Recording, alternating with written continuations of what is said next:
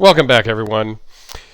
I've done lately a bunch of crazy custom South African knives, some, one-off custom Zebas, and stuff that's unattainable to the masses. I mean, sure, you could talk one of the guys into selling some of the South Africans, or maybe Alex to sell one of his Zebas, but let's go back to reality for a minute. For the average everyday guy, and go to an Off-Grid Knives Scorpion.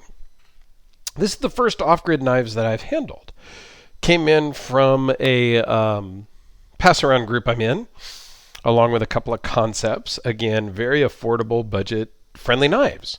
So it's cool. That's what I love about this hobby and my own personal tastes. I'm into the entire range of knives, from the $40, $50 $25, $30 Ontario Rat 1 and 2s, through the Spyderco Tenacious at $40, $50, through the Civivi line, through the Wheatie line, you name it, all the way up to crazy customs from TJ Fisher, Todd Fisher Sr. are my two latest acquisitions.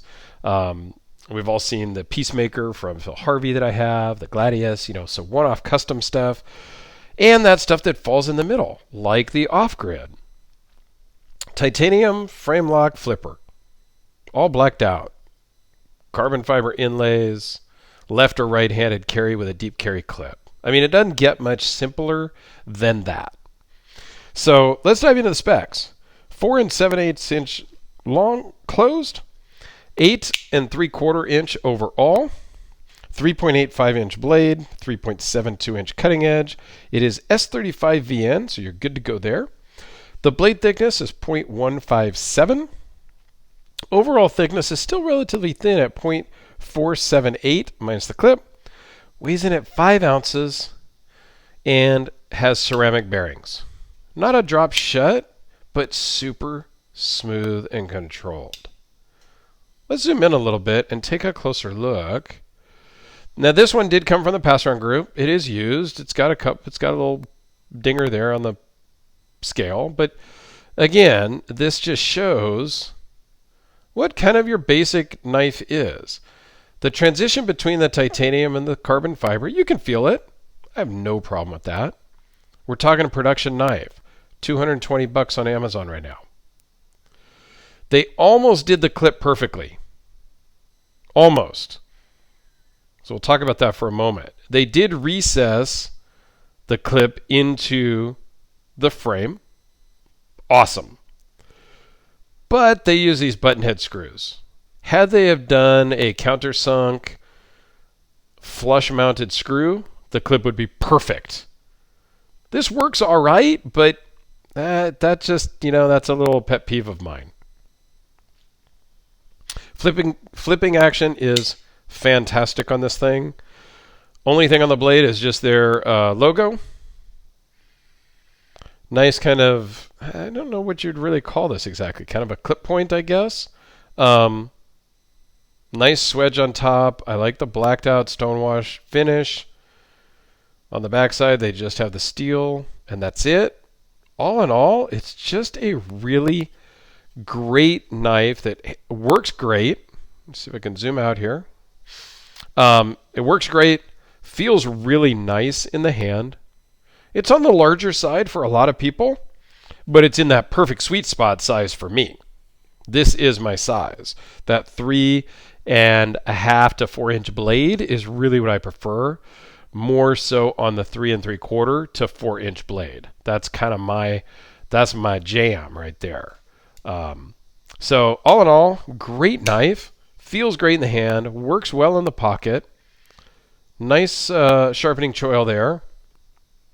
And $220 on Amazon right now today if you want them. So there's something to be said for available, affordable knives. So here it is next to Sharpie. I think that I just something about the black. It's just an all blacked out knife really kind of does it for me. Now, granted, I get it. This is the Spyderco Delica, just for size comparison.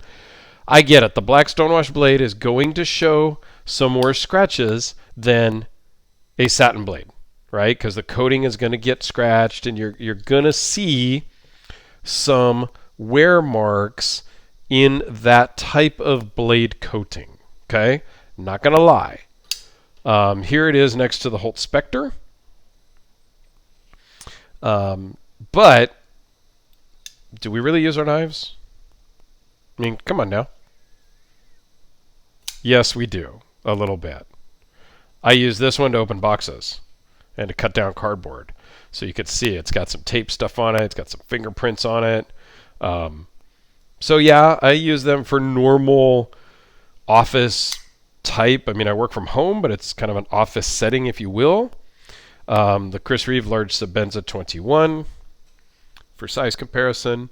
So yeah, I mean, we can use our knives, but I don't mind. I don't have one here on the table. One of my black bladed knives that has been used, and it has some scratches and wear marks and all that. And to me, that just gives it some character. I mean, it really does. So when I bought my Todd Fisher Archangel, it was used. It already had a few little scratches on the clip. You know, not really scratches, but just wear marks. And we'll talk about that more when I do the video on that here shortly. But I am okay with some wear marks on a blade, wear marks on the scales, on the clip. A brand new knife, you know, is a brand new knife. And I carry all of my knives, and I wear all of my watches. So I have no problem buying used knives and watches from reputable people. So I'm not going to get scammed. I'm not buying a fake, things like that. Gently used, no problem.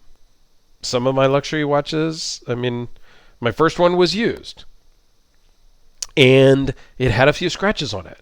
But I got a better deal. And I was very happy with it because it's okay. And then I bought my second one brand new from the authorized dealer. And I've got some scratches on the clasp already.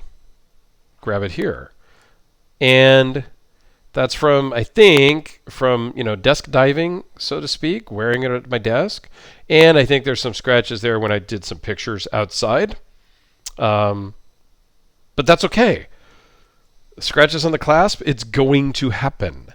It's not abused. It's fine. I don't plan on selling it. So I'm not worried about a retail, you know, price issue, you know, a resale price. Plus, I got a screaming deal on it. I did not pay retail, even though it was brand new, from my local AD. I got a good deal, so I'm okay with that. If I got a few scratches and I were to sell it, I would still come out fine because I got a good deal on it to begin with. So the black blade, the black scales, and all of that will inevitably get marked up is not a problem for me, and it shouldn't be a problem for you guys if you're actually carrying and using your knives. Yes, there are some art knives and things like that that you're not going to carry, that you're just going to keep for show and collectability. I totally understand that, and that's okay too. So just differences in the hobby, and I think I went way off track. But anyway, thank you guys for letting me join this pass around group and be involved in this particular pass around. We'll get it boxed up here. I got 2 more knives in that same group to finish up, and then we'll get it shipped back off to the next guy. So thanks a lot, everyone. I greatly appreciate your time in watching and your support and your comments and your likes and subscribes and all of that good stuff. Getting close to 2,000 subscribers. I think, because I'm not really prepared for that when it happens here relatively soon, I think I'm going to do a giveaway at like 2,500. So stay tuned for that. I will come up with something, work with some of my dealers that help support the channel and see if we can come up with a deal and then get that announced so we can bump the numbers up a little bit. So, all right. Have a fantastic day. I think I've rambled enough here at the end. Have a great day, and we will see you tomorrow. Thanks all.